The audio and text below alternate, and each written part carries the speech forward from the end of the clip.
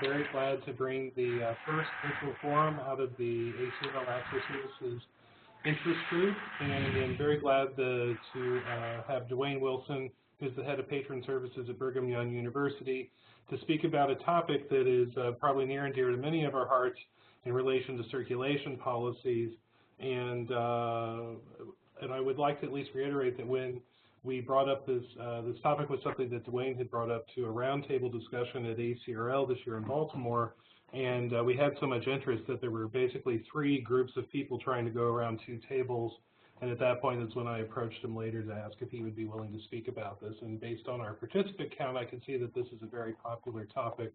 So hopefully you will find this interesting and useful, and before turning it over to Dwayne, I just want to also let you know that this is the first of 2 virtual forums that we're holding in the fall. We'll be doing this again in a few weeks on Thursday, November 9th with Kurt Munson from Northwestern, who will be speaking about a vision for next generation resource delivery. And without further ado, I'd like to turn it over to Dwayne to begin his presentation, and then we'll be pausing every now and then to take questions via the chat box. Thanks. Thank you very much, Brad, and thanks to all of you. I'm excited to have all of you participate today. I am Dwayne Wilson. As it says, I'm the head of patron services at Brigham Young University. And just as a brief background, I worked for 6 years at Southern Virginia University as the Director of Library Services, and then came to BYU as the Access Services Department head. And when last fall we merged the Learning Commons and its associated help desk into Access Services, we renamed our area Patron Services. So as you do have questions or comments, feel free to type them in the chat window, and then I'll go ahead and take a break at the end of the different sections that I have to discuss your questions. I will, as Brad mentioned, I was invited to talk to you today because of a very interesting roundtable discussion that occurred at ACRL conference this March in Baltimore. At this roundtable entitled "Are Circulation Policies Killing Circulation?" there was a lively discussion about circulation policies. It was obvious that these policies are on many people's minds and that now is a good time to discuss ways to bring circulation policies into the 21st century. As all of you have likely heard, the ongoing decline of circulation in academic libraries is a long and well-documented trend. In ARL libraries, circulation has decreased over 50% from the year 2000 to 2015. As you can see from this slide, which data was pulled directly from ARL, the decline has been almost continuous. Most other academic library circulation statistics have followed similar trends. After seeing this continuing trend, it's very natural to ask why. Why would circulation be decreasing so continuously and regularly for such a long time? And is there anything that can be done to reverse this trend? You may have noticed that I chose a different title for this current forum than I did for my ACRL roundtable. After some comments at the roundtable, I realized that, though my title was interesting, it may have been a little misleading. I might have somehow implied that the decline in circulation was the result of circulation policies and that changing these policies might reverse the trend. Though I certainly think that circulation policies have an effect on circulation volume, the actual reasons for the continuous decline are much more complicated. You may have hypothesized, as have I, that circulation is declining because of changes in academic disciplines' use of print materials, the ease of finding information on the internet, a change in academic publishing, and perhaps that the current generation is simply lazy. And that was a joke, by the way. Though I certainly don't know the reasons behind the continuing trend, I do think that those involved with circulation should always be examining what they can do to help their patrons and serve their needs, especially in a changing environment. And I do think that aligning circulation policies with patron needs certainly makes patrons happier and can increase the use of library materials. In this forum, I'll first give an introduction to some of the assessments and research I've done that I'll be using throughout the presentation. I will then talk about circulation periods, number of renewals, fines, and recalls. In each of these discussions, I will talk about what I found from assessments. I will also briefly discuss the changes we made to help our patrons. I will spend a little time asking why policies may have been created in the first place and talk about how we can align policies with patron need while we are still meeting the library's needs. And just in case you're wondering, my conclusion is the spoiler alert that what I term loosening circulation policies not only provides better service to patrons and makes them happier, but it is better for the library. Most of the information I'll share today is based on a major assessment of circulation policies that was performed by the Circulation Committee at Brigham Young University in 2012 through 2013. As the chair of the committee, I spearheaded this effort. I wrote up a description of how this assessment was performed, which was published in 2014 in the Journal of Access Services, entitled, "Why Can't They Keep the Book Longer, and Do We Really Need to Charge Fines? Assessing Circulation Policies at the Harold B. Lee Library." We used multiple methods to assess our circulation policies and determine if any changes should be made. The methods and publication information are included on this slide. As the Circulation Committee began its work, it quickly became apparent that there was no benchmarking information on circulation policies for our institution. In order to obtain this information, one of the portions of our overall assessment was a survey of libraries that was similar to ours in order to determine their circulation periods. The results of this survey were published in 2015 in the Journal of Academic Librarianship as Circulation Policies in Major Academic Libraries. Since I will be referring to data that can be found in this article throughout the presentation, I'd like to give a little more background about the methodology of this survey. We chose to send invites to heads of circulation or access services at ARL libraries in the United States and to other libraries at institutions that have a large enrollment. 76 of the 165 individuals that received the invitation responded. We asked questions about both circulation policies and the respondents' opinions of these policies. I will briefly share information about one further study I have done that I will refer to in this presentation. I chose to do a follow-up survey about circulation policies in libraries. I wanted to survey the same group of libraries that we surveyed in 2012 and expand the demographic to include institutions with smaller enrollment that only offered associate's degrees. I completed the survey in 2016 and the results have not yet been published. So let's talk about circulation period. I'd like to mention that during this presentation I'll focus on the circulation of regular items in the collection and won't be talking about specialty circulation periods at this point. So let's go ahead and go to our first poll. If you could think about what your undergraduate circulation period is at your library and go ahead and respond. These different groupings that I've put in here are related directly to the results that I found in my survey, kind of different buckets where people put things in. And of course I put the approximate weeks in there because different people refer to circulation period by days or weeks, depending on how long those different circulation periods are. So if you could go ahead and respond, and I don't think we'll leave the poll open for 5 minutes. I think we'll do it for less than that.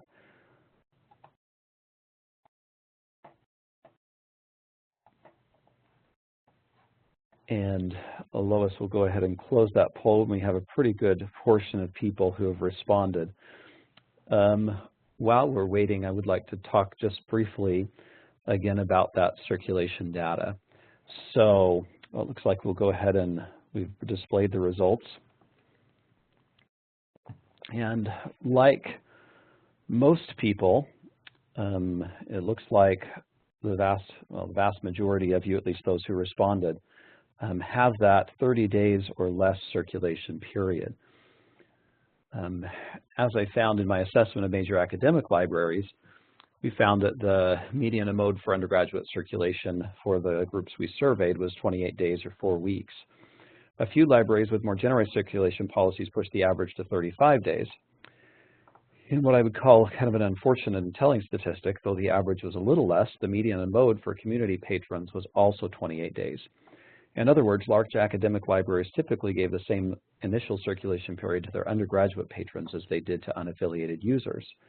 This doesn't seem very appropriate given the fact that their undergraduate patrons are paying tuition and have a real need to use materials for their classes. For graduate students, staff, and faculty members, the median mode circulation period was 120 days or 1 semester. The average circulation period for faculty members was much higher than these, with 186 days. So as an aside, I've often wondered why the circulation period of 21 or 28 days seems to be the most common for library checkouts. There's no library literature that gives an explanation as to why this became an almost universal period for circulation. I've been left to wonder if librarians simply guessed on how long it would take to read a book, or if this was in some way related to a limitation on available systems or methods.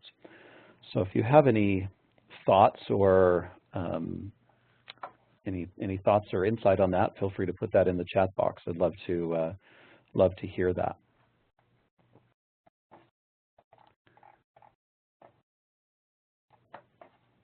part of the assessment that was done by the Circulation Committee was a survey of our patrons to determine, among other things, what they wanted for their circulation periods. Undergraduate students felt that they needed a book for, on average, 37 days. And so I apologize for this if this is a little busy, but if you'll see down at the bottom, under the average desired checkout, and the red portion is what the checkout period for undergraduates were at the time. If you notice from the slide, for our other patron groups, they all had checkout periods that were longer than the average time that they said they needed the item. So we surveyed all of our different patron groups. This was a clear indication to us that there was a problem with the undergraduate circulation period. I would like to mention that I don't think this data supports shortening checkout periods for other patron categories. Though the desired need is less than the initial checkout period, this is the average need. In my opinion, the checkout period should not be right at what most patrons desire on average, but should be higher than that to take into account a patron who has needs that are greater than the average.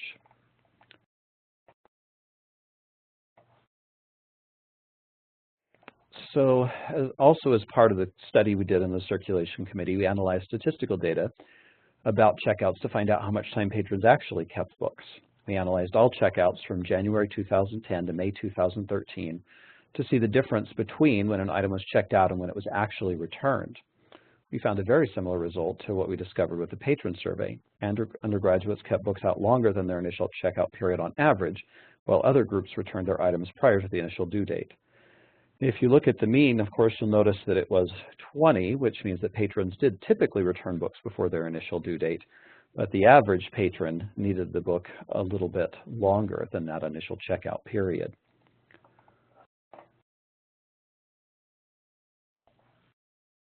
With all this information, it seemed clear that undergraduates needed a longer checkout period. The real question was then, how long do undergraduates need books for? And you'll see all of our other patron groups needed books about, they had a time that was pretty appropriate according to their needs, what their stated and actual needs were. So we had some good statistics that, as part of our statistical analysis, that gave us an indication of what we would need as far as the actual checkout for books. Students typically kept a book until they were finished with it and then returned it at the due date. As a result, you'll see that books were typically returned at 7 days, 21 days, 42 days, and 63 days, with the 21, 42, and 63 being first the initial checkout period and initial due date, and then the due dates that would subsequently have happened after the item was renewed. After that, there was a long tail of books of patrons that would have either gotten an unseen or a seen renewal, or else would have kept the book out just because they wanted to keep it out for longer. From this, it was clear that almost all students' needs would be met if they had a checkout period of 42 days, but students who needed a longer period almost never needed the book more than a semester. We decided to give the students a 40-day checkout period, 6 weeks, which was double the checkout period of 21 days they had before. We then gave them the opportunity to renew two times without bringing the book back, or 2 unseen renewals. This gives them a total of 126 days, or 18 weeks, to keep the book without having to do a seen renewal. Since the typical semester at BYU is about 16 weeks, this ensures that students who have a project that lasts an entire semester do not have to bring the book back that they are currently using until the end of the semester. Our assessments were completed early in 2013, and we implemented our changes in January 2014. Patrons were happy with the change, and the library didn't see any negative effects. There was a decrease in the number of renewals, though this was expected since patrons didn't have to renew as much as they had in the past. I've reflected often on these changes, especially recently after I reviewed the results of the follow-up survey of libraries. I think that we did a good job in our analysis and our reasoning, but I think we might have been a little too restrictive in our circulation period for undergraduates. With the decline in circulation, there's very little need to hurry the return of books to the shelves. Since there is a clear use case for undergraduates needing a book for an entire semester, we should have considered that option a little more seriously. Though most libraries do still have a 21 to 28-day initial checkout period for undergraduates, those that are offering a more generous policy tend to offer a 120-day or 1-semester checkout. According to comments from the surveys, those who offer the generous policy are happy with the changes. So it looks like we've had some very active chatting going on, and so Brad, if you could help me with some of the comments or questions as far as what people have been saying or what questions they have. Sure, sure. So there were a couple questions that came from that last slide. One of which was, were there fines for those items that were kept out longer, and wouldn't that affect the data when you were looking at it? Interesting question. So I think what they're asking is, would the fact that we fined at the point at that time when we had those shorter checkout periods have affected the data? We'll talk a lot about fines a little bit later in the presentation. My impression of fines is that they don't, for regular overdue items, they actually don't have a strong effect. So though certainly I don't have that information right now, my guess is that it probably wouldn't. We will be doing another assessment of our circulation periods here this fall in the circulation committee again, and at this point we don't have fines, so hopefully that will help us to answer that question. Okay. And another question on that slide, or something that you mentioned, was unseen renewals. Could you explain what that is? Sure. This is something I found is typical at most libraries, though I'm not 100% sure, so maybe you can correct me if I'm wrong. But so for an unseen renewal means that a patron can automatically renew an item online, or they can call in and have it renewed without having to bring that item back into the library. And so we have a policy where they can do that twice, and then they would bring the item in. If they still wanted it, they could bring the item in just to show that they had it, doing what's called a seen renewal, which would then allow them to have 2 more unseen renewals after that. Okay. And there are a few more questions. Do you have time, or do you want to? Let's go ahead with the questions. I think we'll have time. Okay.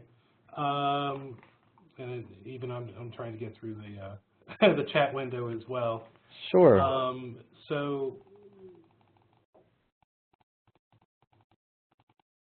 What ways do you notify students that their books are due or overdue?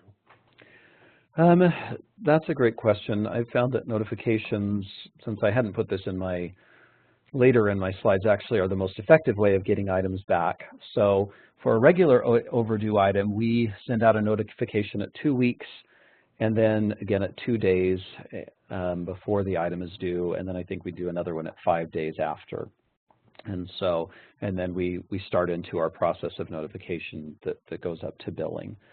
So what I found, again, is that students tend to bring things back when they're reminded about them. And so those notifications are critical in making sure the items come back. Okay. And then somebody asked to hear more about how you gathered the data about how long the average actual checkout is and what ILS system you use.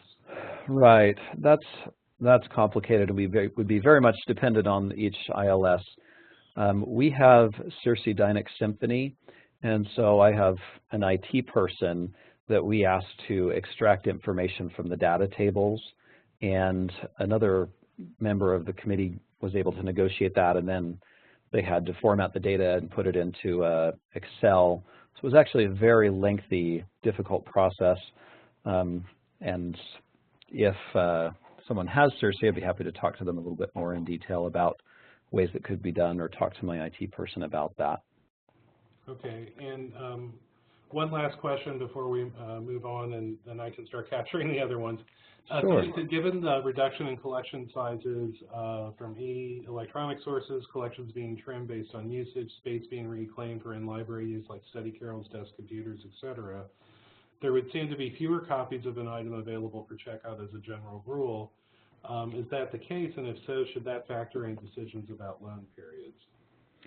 That's an interesting question. I think that's one of those specialty questions we get into, where we get concerned that an item won't be available if it's checked out for other patrons. I'll talk a little bit more about that later on in my presentation. I think it's something to consider as part of the discussion, but I wouldn't put it strongly in the decision about how long the circulation period could be, because I think it should be more in the discussion of things like recalls or holds and policies like that. So that's my opinion. All right, thank you. All good questions. Thank you very much. Let's talk a little bit more about renewals. It looks like one person asked me to go a little slower, so I'll do my best. I tend to go quickly in this kind of case. Let's go ahead and open up our next poll. And as I mentioned, we were talking about unseen renewals. I think I kind of explained what they are. I do think that many libraries seem to offer some kind of unlimited renewal if they are done as seen renewals, but I'm not sure. I haven't done a lot of research into that. So I would love to hear and be interested in whether people actually offer some kind of unlimited renewal as a seen renewal, or if there are any unlimited renewals they do are unseen renewals. But we'll let people respond to the poll and kind of talk about how that's going. It looks like a few people are talking about, as we're waiting for the poll, unlimited within the same semester, 5 renewals seen or unseen. So probably a variety of different policies and different libraries. So again, we just talked about an unseen renewal, but what we define an unseen renewal as is a renewal where a patron doesn't have to bring the item back in. They can renew automatically online or just by calling over the phone. So it looks like we have our poll displayed, and again, the vast majority of people do that traditional 0 to 3 renewals. That's very, very common, and we'll talk a little bit more about that as far as the results. And I appreciate those who are putting in the chat box there the kinds of things that happen to them. I have noticed, and I didn't put this in my slides, one person mentioned that their system limits to a certain number of renewals. That's what I think I found in the responses to my follow-up survey. Some people put things like 99 or 999 renewals, and that was because of a system limit, is my impression. So as far as our results go, in the same survey of academic libraries that I've been talking about, the Circulation Committee found that the median and mode for renewals in large academic libraries was 3 for all patron types, except for community patrons who had a median of 2.5 and a mode of 2. Unfortunately, this does not accurately capture the picture of renewals that we have, since a number of libraries do offer a higher number of renewals and even unlimited renewals. What I found in that follow-up survey I did in 2016 is that actually it was only PhD granting institutions that offered unlimited and a high number of renewals, sometimes 10 or 50. Other institution types offered almost always the traditional 2 to 3 renewals. At BYU, we didn't change the number of unseen renewals as a result of our assessment. Because we changed the initial circulation period, the renewal period also basically doubled. Before, with the 21-day circulation period and 2 renewals, the patrons could keep the items for 63 days. With the 42-day circulation period and 2 renewals, they can keep the items for 126 days. Renewals are a very interesting thing. As you see from my slide, I think they're basically a reminder to bring an item back. Now, for some patrons, that may be annoying as they're trying to continue to use library books. I'd like to admit that I'm really not sure how I feel about renewals and how many should be offered. I like the fact that they remind patrons who might not be using an item to bring the item back, and I'm not sure expanding the number of renewals to a very large number is the best way to serve patrons. But I have noticed from, again, my surveys that those institutions providing more generous policies do offer an unlimited number or a very high number, and they don't seem to complain or have any problems with these number of renewals. So are there any comments or questions about renewals? It looks like from the chat box, most people are sharing kind of what they are doing as far as renewals. And I'd be interested to see if it looks like some people do offer unlimited seen or unseen renewals, while some are giving a different policy. Yeah, so there's a lot of discussion, but there's 2 questions very related to each other that came through. One about, and pardon me for paraphrasing, there's so much discussion, it's hard for me to find the question again. I just read it. Do people with 120+ day checkouts have recalls in place? In other words, do they offer the recall option? And a related question, if books could be kept the whole semester, how do you handle recalls and renewals?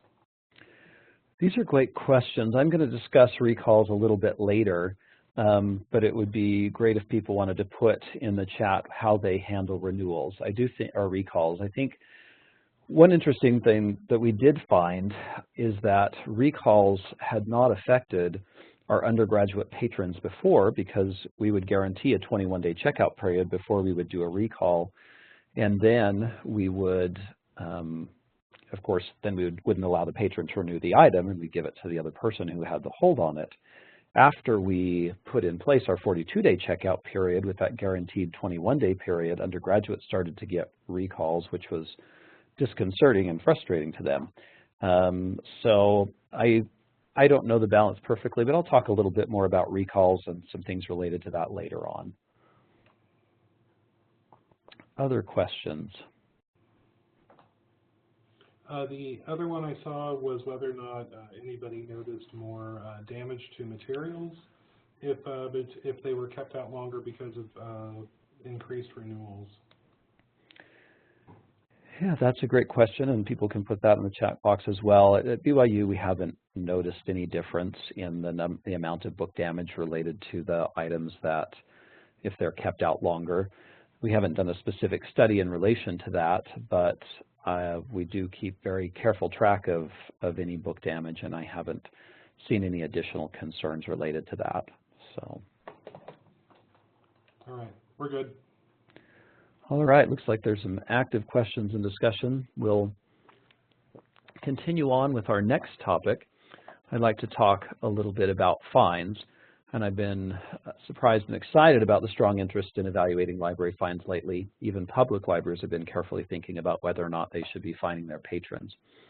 I think it's important to make a distinction between some of the different fines in libraries. I lump them into two categories. From what I've learned from my surveys, the first I call the regular overdue fine. This is a fine that accrues on a book in the normal library collection when it's late being returned. And the second type of fines I lump into the reserve/equipment/other fine grouping. This is a fine that's typically higher and has a specific purpose related to more expensive or higher used items such as equipment and course reserve. I also would like to mention that some people get confused and include billing in the discussion with fines. When I talk about fines, I'm not discussing billing for an item that is lost or damaged, only charging a fee for items that are returned late. So let's go ahead and have a poll to look into fines at your libraries. What types of fines do you charge? Do you charge the regular and specialty item fines? Do you charge only specialty item fines, or do you not charge fines at all?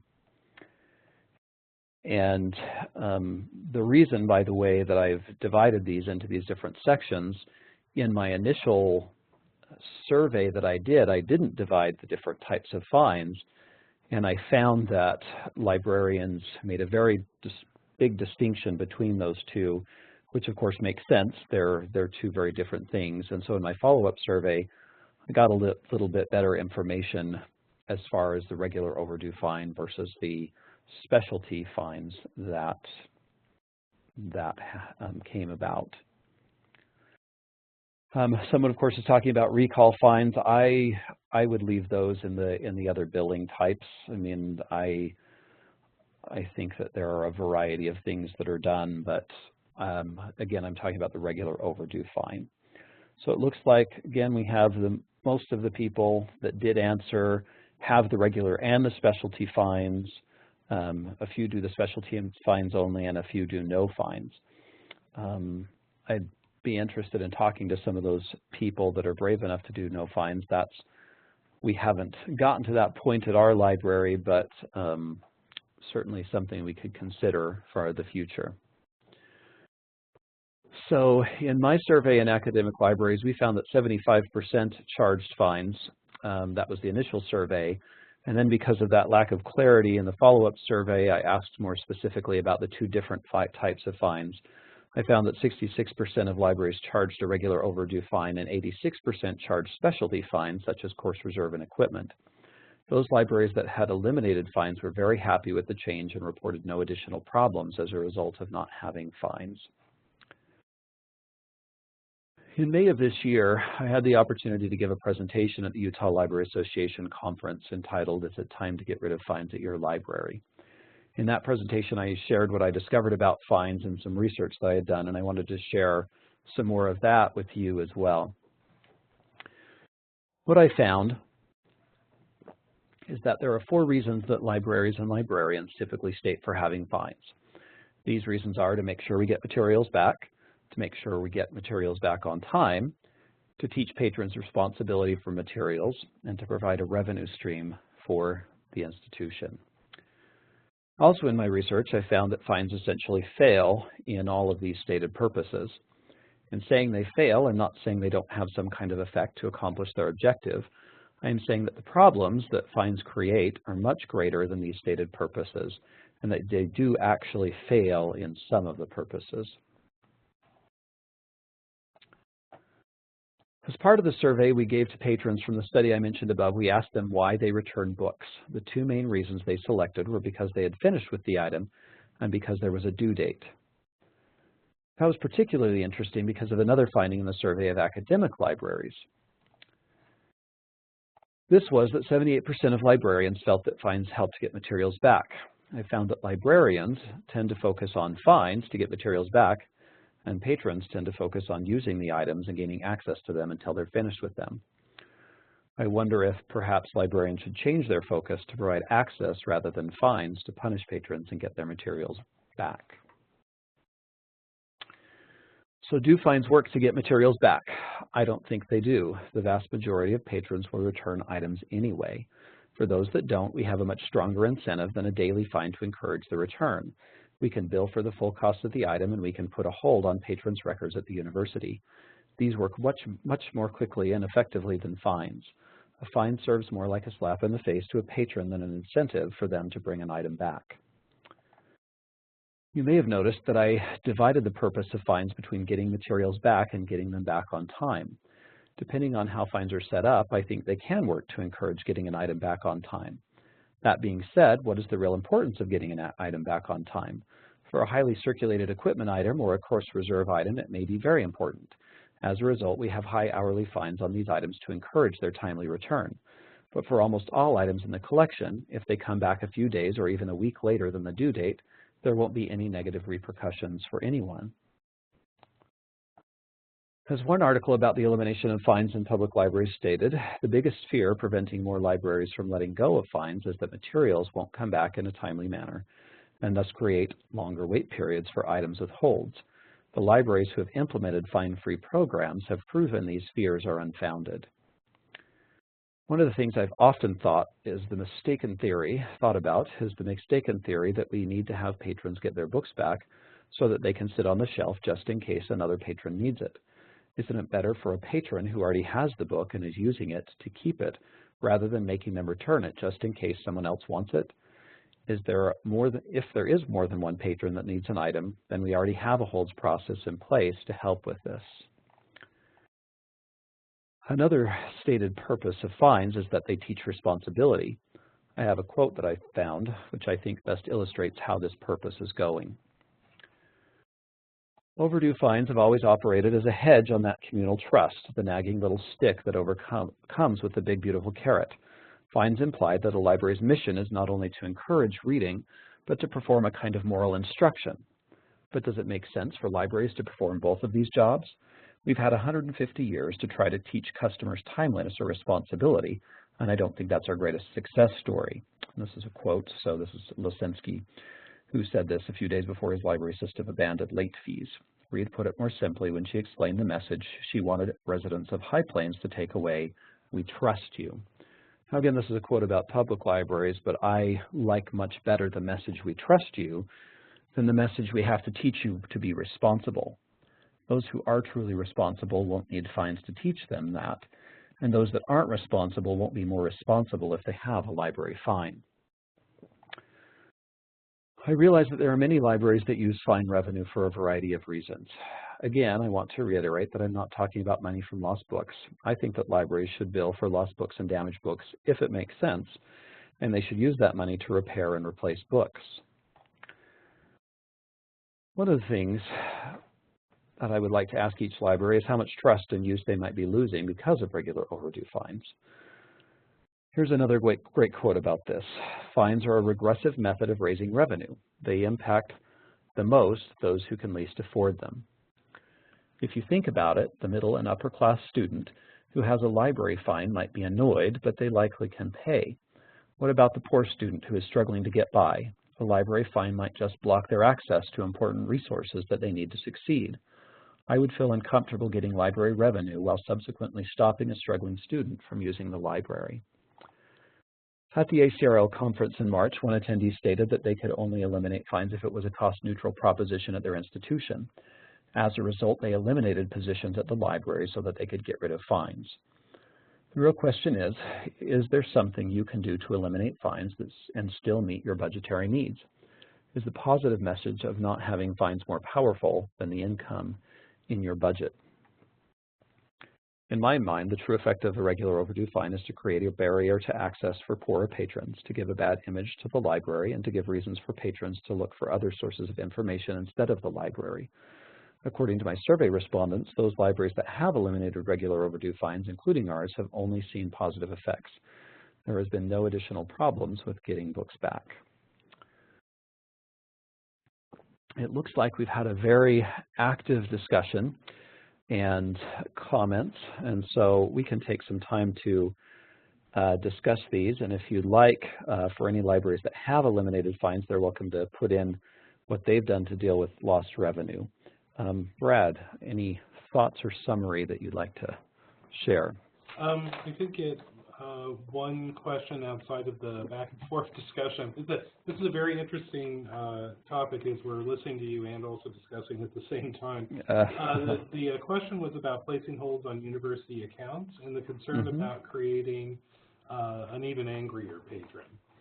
Yeah, that's a very good question. And I guess our philosophy here is that by the time what I've seen is that almost all patrons bring books back. Those that bring them back late typically have had something come up in their life where they haven't been able to get it back. And so by the time we've given them many notifications, many reminders and encouragements, etc., we feel like after a certain amount of time in our library, that's 30 days of being reminded and encouraged, that we need something more significant. I think there are patrons who try and take advantage of the system, try and keep books for longer than they should, taking advantage of the library, or might actually be into stealing books. And that's why I feel like these things such as holds are really critical. And it certainly does create an angrier patron, but by that time the patron knows that they've been very slow in responding. And we quickly take off holds at university accounts once the books are back. People asked earlier about different types of fees. We try our best to forgive what fees we can, and certainly a bill for the cost of the book, we forgive that. We have recently put in place a very careful kind of processing fee structure where we forgive most of the or all of the processing fee typically the first time, but then if a patron is taking advantage of the system, then we will charge them in subsequent times to try and make sure that they're not trying to take advantage of inappropriately of the library. So good points. And just a comment that came in related to the holds. Somebody just mentioned placing holds on university accounts can negatively impact financial aid and also block students from adding or dropping classes. Right, and that is all true. And it certainly is a balance as far as what they choose to do. Again, we choose to only do that, and it happens very rarely. It's not very common based on the percentage of checkouts, but only for those that are struggling. Now, we have run into students that have gone away for the summer and their roommate was supposed to return the book, things like that. We work with people as long as they contact us.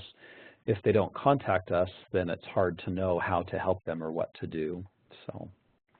Okay. Do you have time for one more question? Yeah, we can take questions for a while. I do have some more content, but we could probably take, since there's so many questions, we could probably take 5 more minutes on this if we wanted to. Okay. So one question was, have you found that students do not check their email notices? Yeah, that's the universal question, right? It just depends on the student. What we've found is that students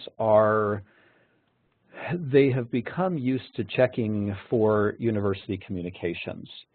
And some people say, oh, it's better to do text message or something like that. And maybe it is. We're going to experiment with text message reminders. Some of you have probably already started that. But most patrons we've found get notifications for email as much as they get notifications for text messages. And so though there always will be, and there still are students who don't check, most of them see their email reminders and respond to them. We do, whether or not it's effective or not, before we bill a student, we send out a paper mail reminder to their address, which, hopefully the theory is that that gets anyone who is just not getting any email reminder. And that's prior to them receiving their bill. And so if they respond to that, then their full fee would be removed and they wouldn't be placed on hold at a university. Another comment that was put in that's sort of a different take on a lot of the others so far. I mentioned a former institution where I worked did not charge fines, but rather charged penalty points for returning items late. After occurring a certain number of points, they'd be blocked from checking out materials for a set number of days. It seemed to be fairly effective for most of our students, but they were a smaller academic law library, so it may not be effective in a large academic library. That's a very interesting system. Well, lots of great comments. Thank you. And I hopefully you'll get a chance to read all of them later. Why don't we go ahead and continue on? And we'll have some more time at the end, I think, for other comments or questions. So I would like to talk briefly about recalls. From our survey of academic libraries, we found that 88% of libraries would recall an item if another patron already had it checked out. I tried to ask that question in such a way that it would be kind of open-ended and we get a chance to see if they did a variety of things to get items back. When I did my survey in 2016, I asked the same question, and the top response when asked, what would you do if a patron had an item and another patron needed that item, 70% said that they would use interlibrary loan to get that item back. And so I need to do more research to see what the real trends are. What I found, and you can see here in the slide, is that these are typically the things that are done as far as interlibrary loan. If a library is in a consortial group that does some kind of delivery, that's usually the most common way to go about things before interlibrary loan or a recall. And of course, recalls really are what a library's attempt at answering the question, what do you do when one patron has an item and another patron wants it? When recalls are the answer, usually what I've found is that the patron feels like they're being robbed, or that the library has a contract with them that somehow they've broken. And I realize certainly it is a library policy, all items are up for recall in most places, but it's still hard to get over that patron frustration. So with recalls, I'm still not sure what the best answer is. I think it really depends on the resources the library has. Are you willing to interlibrary loan? Do you have a good consortial group? And of course, are you watching carefully and have the resources to purchase additional copies if many items are needed? For libraries that have the option, again, consortial borrowing is the top option. At BYU, we used to do a recall by default. In other words, if a patron placed a hold on an item, it would automatically generate a recall. And when we made our other changes, we turned recalls off by default for a variety of reasons, one related to a system we created that I won't go into here. But now we only place a manual recall when we feel it's the best way to serve our patrons' needs. That way the patron and the staff can look at each item and see if it makes sense to do a recall, and instead of going ahead and doing a recall in every single case. I don't know if there are any questions or comments on recalls. Why don't I go ahead and do my conclusion, and then if there are any comments on that, we'll move forward. So in conclusion, In sharing this information with you today, I hope that you've thought a little more deeply about your own policies and how they might affect your patrons. As I mentioned at the beginning, I'm not sure if providing more generous circulation policies will change your circulation volume, but I do know that you'll be able to better meet the needs of your patrons. Meeting their needs can only make them happier and more loyal to the library. As I've mentioned throughout, and in my spoiler alert, those libraries that have offered more generous circulation policies have been happy with the changes. They've found that both patrons and librarians are happier. They've also found that there aren't any additional problems with return of books than there were previously. One of the things that's been most obvious to me in my research is that each library is unique, and things that work at one library might not work at another. I therefore would encourage each of you to evaluate your own policies and see if something else might make sense for your patrons. Please don't hold on to what has always been done just because that's the way it has always been done. How long do your patrons actually need books? Is there a way to be generous with circulation periods? Does it make sense to offer more unseen renewals at your institution? Do you really need to charge regular overdue fines? If you're able to make changes, it is very likely that you will have happier patrons who are more willing to use your resources. So, if there are any questions or comments, I'd be happy to discuss them for a little bit longer until our time is up. Yeah, we do have a question here right at the end, and then I have a question for you too. So Sure. Since I have a mic, I can do that. No problem. But this last question here is, what are other ARL spaces working on with fines policy changing? Somebody would like to keep connected as they're evaluating their own policies at their library. That's a great idea. I don't think there are any ARL spaces, and that might be something we might want to create or talk about in our ACRL groups or other places to discuss these things. So, yeah. And I will admit I'm writing that down myself. It's something that we may even either tackle or discuss as part of the interest group discussions as well. And then another question is, are there links to your research, or is that something that if you send it to me, I could send out to the group as well? Yeah, so I've put up my references in the published items. Those are available. And if there are other things, some of these things that I've done haven't been published, the most recent study and some of the parts of the circulation study, and maybe they should be, because that data and the statistics on patrons, what patrons would like, their opinions as well as the statistics probably would be interesting to some other people, and so I'm happy to do that. As far as emailing presentations, I noticed someone mentioned that. I don't have individual emails, but I know that this broadcast will be made available to everyone, and if people are interested, they're welcome to email me directly, and I'd be happy to provide slides, and I'll put my email in the chat box for anyone who's interested. Great, thank you.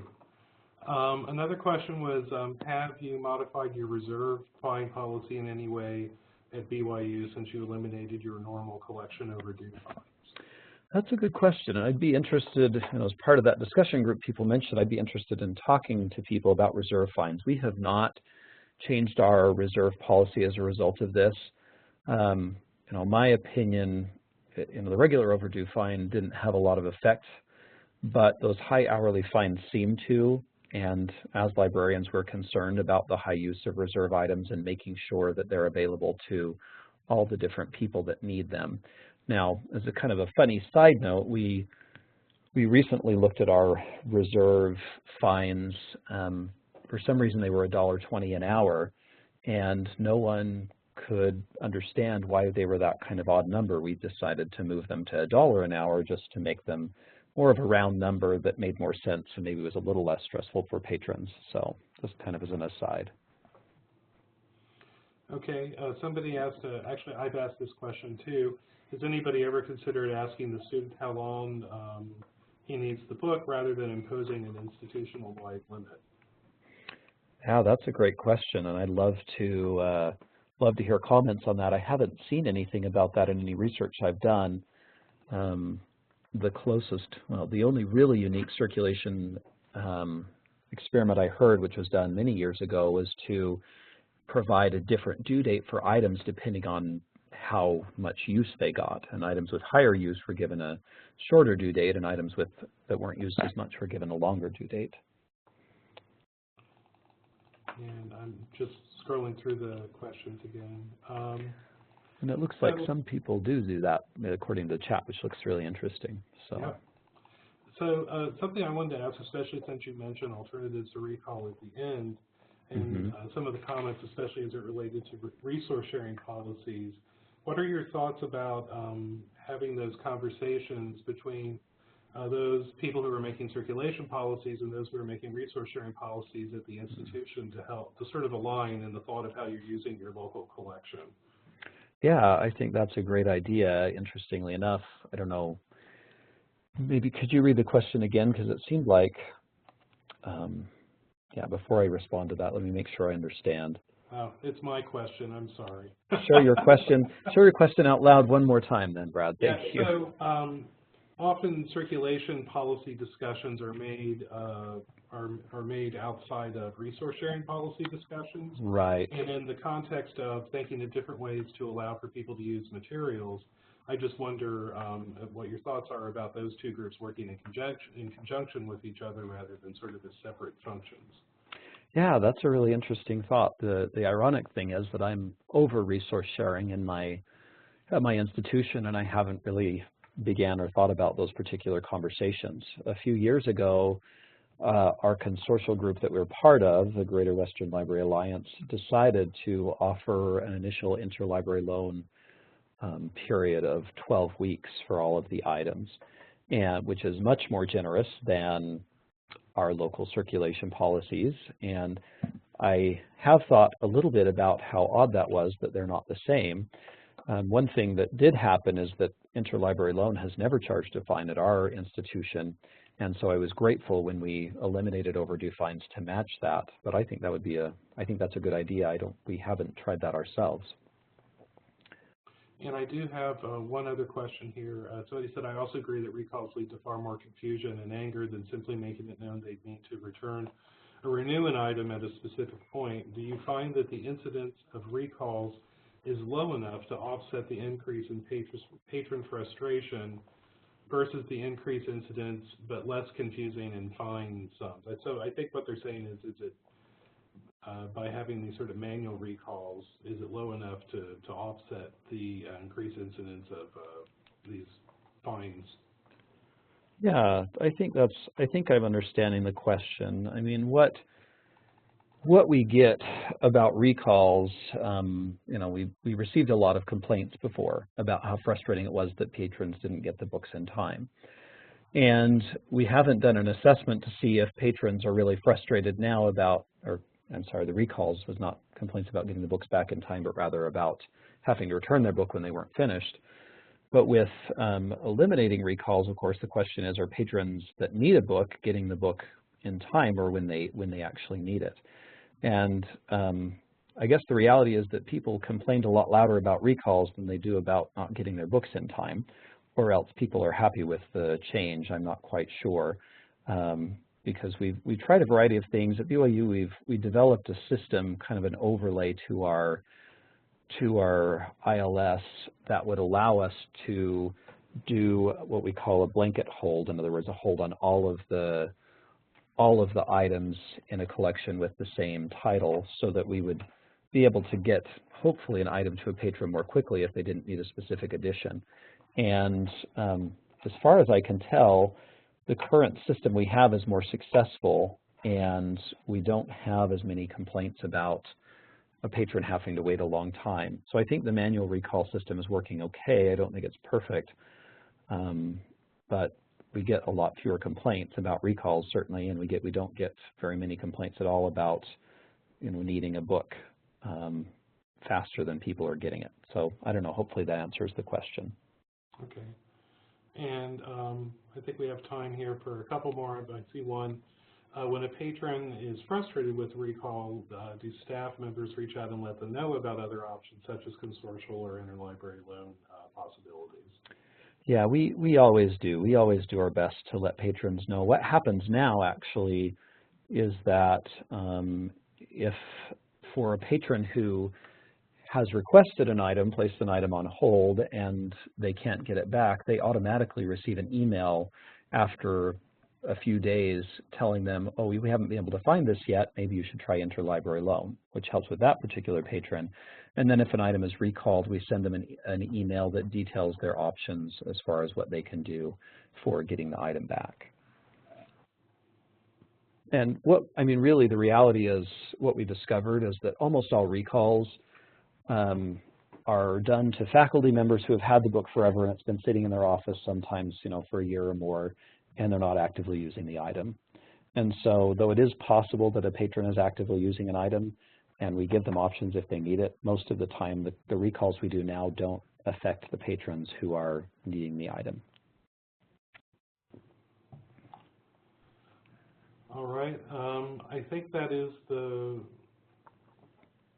I'm just having a look. We're getting more. I see these are question marks, but then it seems it's part of the discussion that's going on in the chat window here. Yeah. I think we have reached the end of the questions related to the content that you've been talking about, and I just wanted to thank you so much. It's obvious from the number of people in such an active chat that this is a topic we could probably talk about over and over and over again. I really do want to thank you, Dwayne, for today, and also sharing your research that you've been doing over the years in relation to circulation policies. Thank you. It's been a real privilege to be able to have this opportunity. Great. And before we let go, as I said, I just want to make another reminder. We do have another Access Services Interest Group virtual forum on Thursday, November 9th. And that's at 2 o'clock Eastern time with Kurt Munson at Northwestern, who will be speaking about a vision for next generation resource delivery.